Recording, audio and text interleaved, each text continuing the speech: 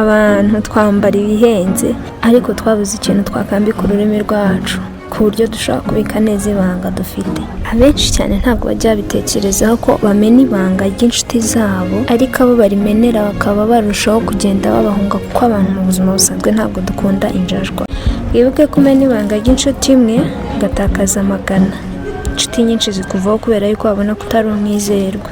Si ibanga wananiwe kwibikira n'injye uzabasha kurikubikira?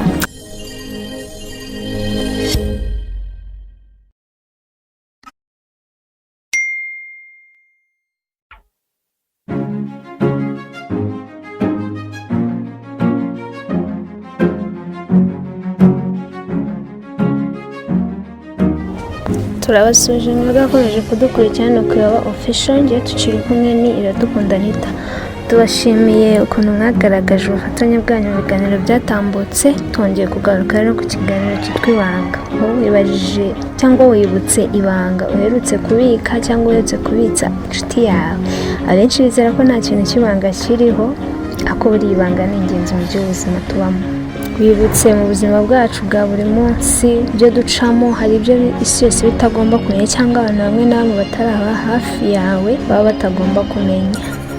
Tugiye kureba hamwe rero ibanga ni iki muri rusange. Abanyarwanda babivuga neza bati akarenze umunwa karushya amagara, kandi ngo icyizere ni nk'amazi yamenetse nayorwa. Kimwe mu bintu bituma abantu bagutakariza icyizere ni ukutabasha kubika ibanga baba barakubikije. Umuntu yakugiriye icyizere akakubwira ikintu yumva kitakamenywe na buri muntu wese, ukamutenguha bikarangira ugishyize hanze, cya cyizere cye uba ugitakaje rwose, kandi icyizere ni nk'amazi ntayorwa.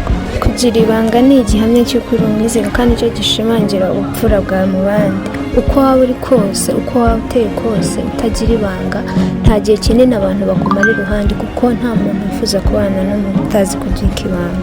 Kandi bariya ibanga cyangwa kugira ibanga nicyo kigena igihe umarana n'inshuti zawe, kuko biba bigaragaza ko uri umwizerwa cyangwa mu bandi mubana mu buzima busanzwe bwa buri munsi. Inshuti yanjye, wibuke kumena ibanga ry'inshuti imwe ugatakaza amagana. Inshuti nyinshi zikuvaho kubera yuko babona ko utari umwizerwa. Abantu twambara ibihenze ariko twabuze ikintu twakambika ururimi rwacu ku buryo dushobora kubika neza ibanga dufite. Abenshi cyane ntabwo bajya bitekerezaho ko bamena ibanga ry'inshuti zabo ariko abo barimenera bakaba barushaho kugenda babahunga, kuko abantu mu buzima busanzwe ntabwo dukunda injajwa. Bityo abantu bakagenda bagucikaho ukazisanga uri nyakamwe. Abanyarwanda babivuga neza ngo tujye duhisha mu nda, kuko niho kuri. Muvandimwe wanjye jya ubika ibanga.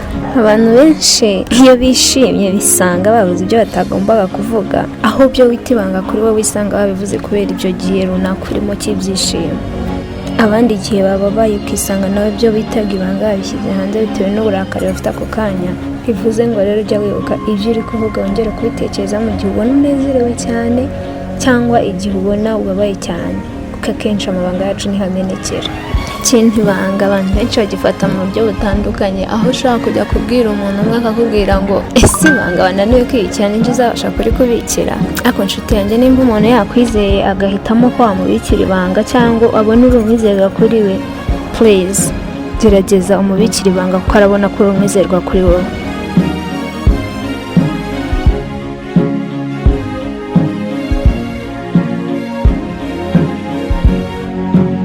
Hano twabategura ibintu bimwe mu by'ingenzi cyane umuntu aba agomba kubika nk'ibanga, kuko burya umuntu niwe nyiriwe bwenyine yizeye. Wowe ubwawe niwe wakabaye wiyizera, kuko turi abantu turakosa. Nta mpamvu yo kwizera umuntu 100%.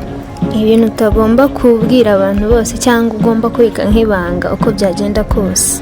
Amateka yawe yagize mu rukundo.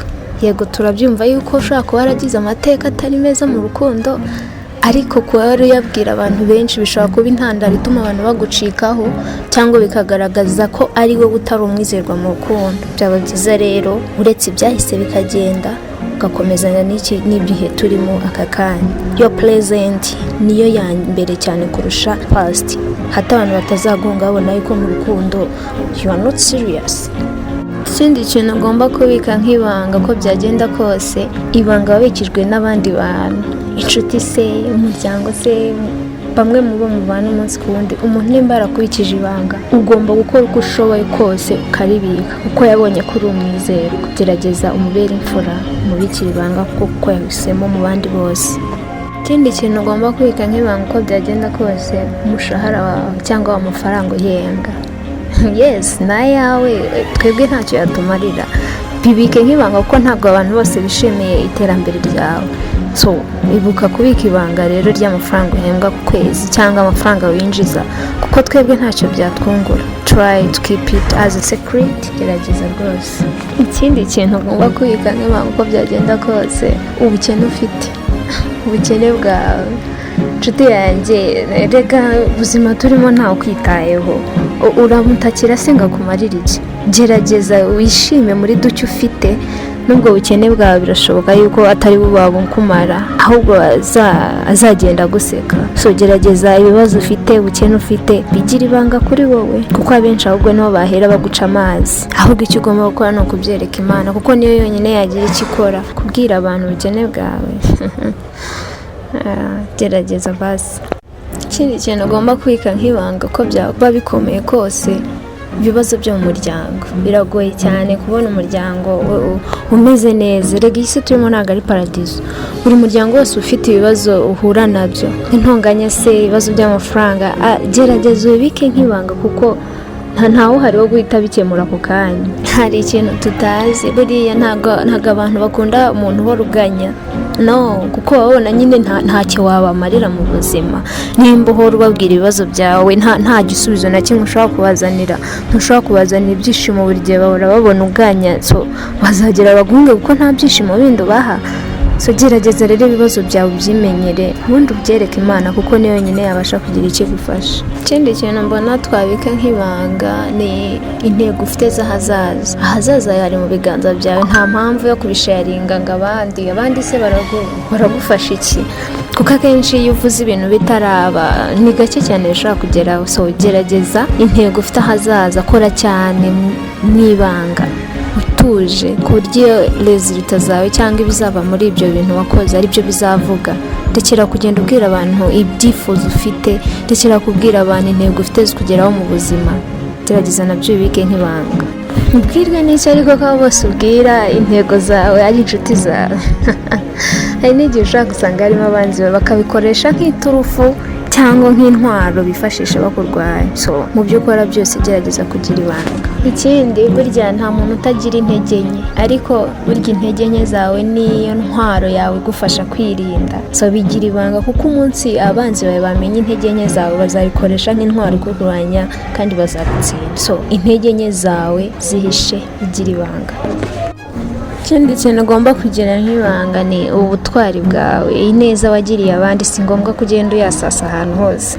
Ndeka ntabwo intwari nyayo yivuga ibigwi, abo wabikoreye cyangwa ababibona nibo babivuga. So gerageza ibyiza wakoreye abantu ubigira ibanga nabyo, kuko nta butwari burimo kugenda wivuga ibigwi. Abanyarwanda ndabakunda babivuze neza, baravuga bati jya uvuga uziga, ibyo utabashije jya ubimira. Nshuti yanjye, twige kugira ibanga kuko nibwo ubuzima bwacu. Mwakoze kudukurikira, twari ku ibanga. Wongere ibitekerezo, wibuke gukomeza kubika ibanga ryawe. Ndabashimiye mwese twabanye, ndabashimiye ko mudahema kudukurikira. Hari igitekerezo wagize wifuza kutugezaho, uragisiga muri comment. Jye mwari kumwe ni Iradukunda Nita.